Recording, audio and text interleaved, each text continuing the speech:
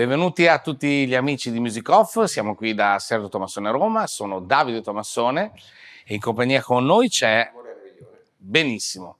Prima lasciati alla fine degli anni 50 abbiamo Ted McCarthy che sta lavorando sodo per portare avanti il progetto Gibson.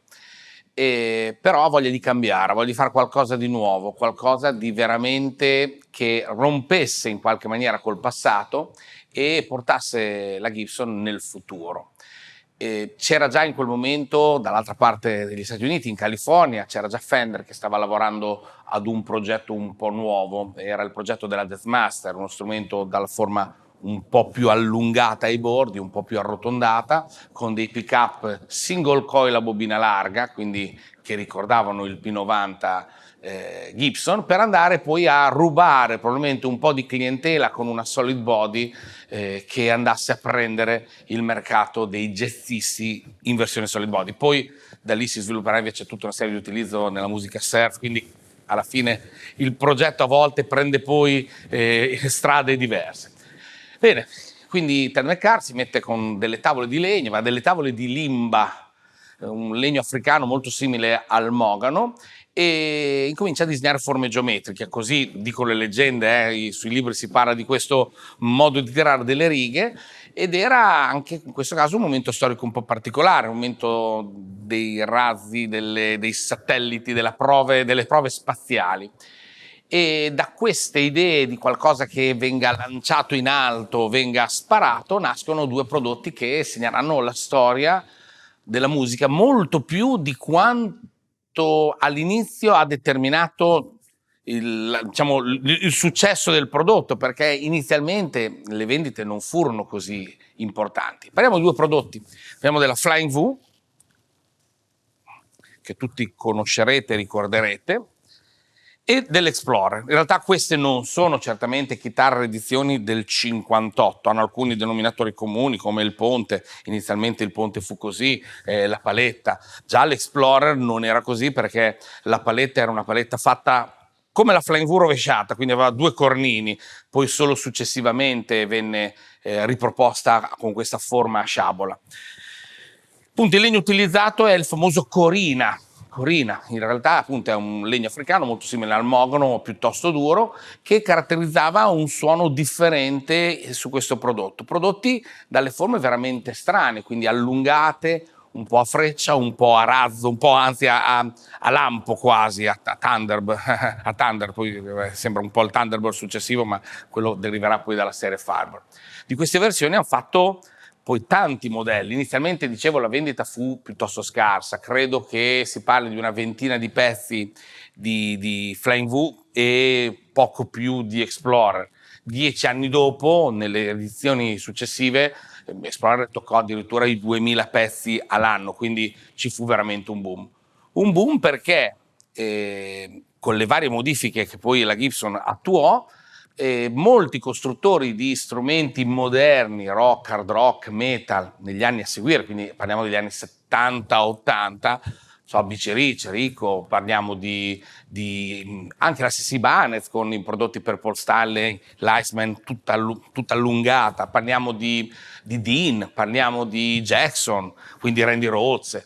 Tantissimo fecero riferimento a questi prodotti per realizzare chitarre decisamente hard rock e metal, per cui di questi prodotti cosa possiamo dire? Possiamo dire che hanno segnato delle epoche, ma hanno aperto la chitarra Gibson, allora dedicata ai jazzisti, alle orchestre, quindi destinato a un genere assolutamente pulito e puro.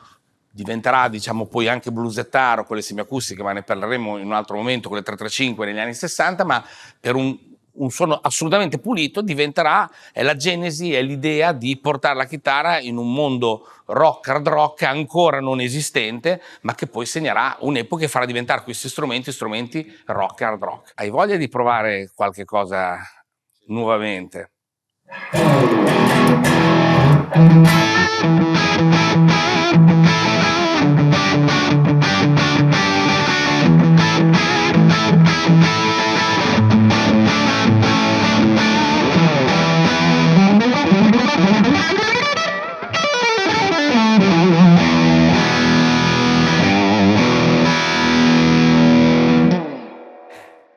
Com'è? È Hetfield, ti sembra di essere Hetfield.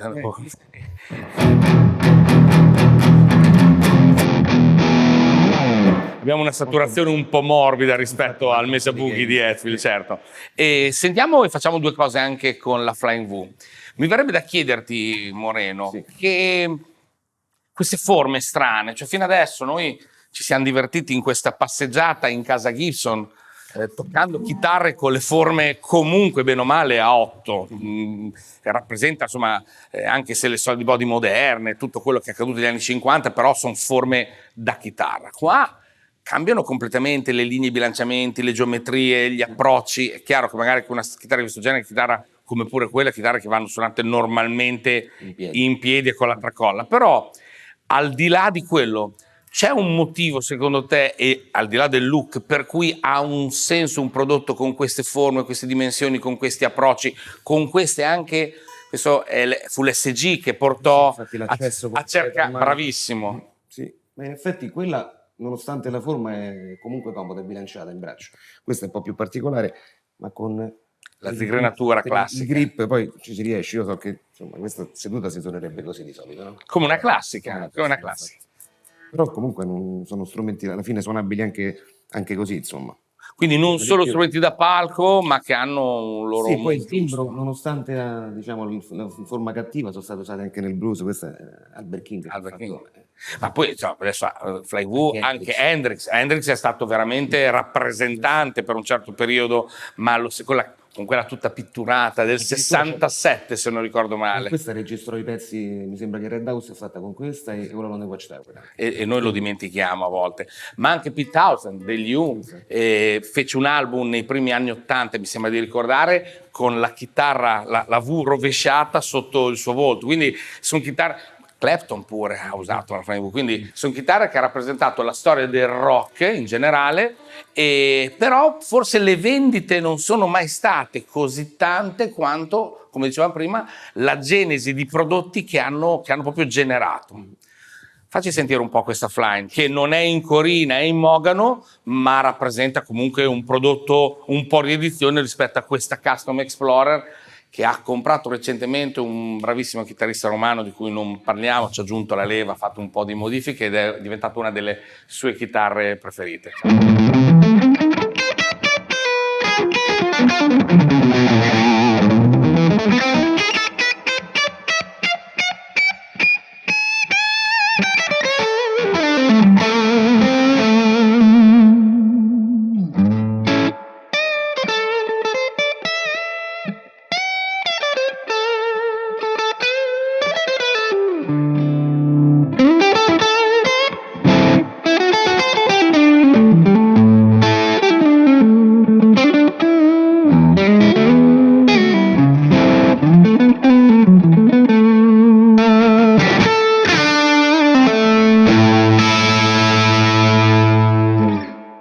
Ottimo, grazie Moreno.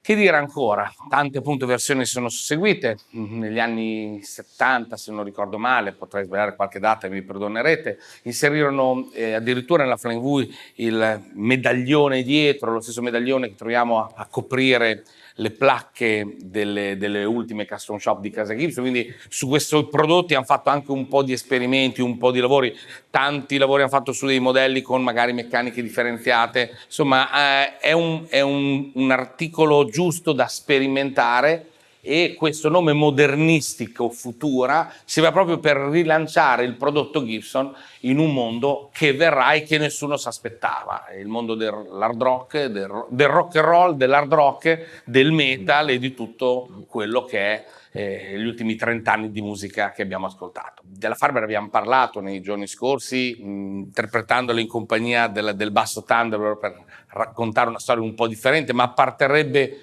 più o meno a questo gruppo. Ce n'era una terza, una chitarra ancora più smussata, una Futura ancora più smussata e senza la parte superiore, quindi decisamente particolare, che però non è stata poi nei fatti mai commercializzata e realizzata in numeri.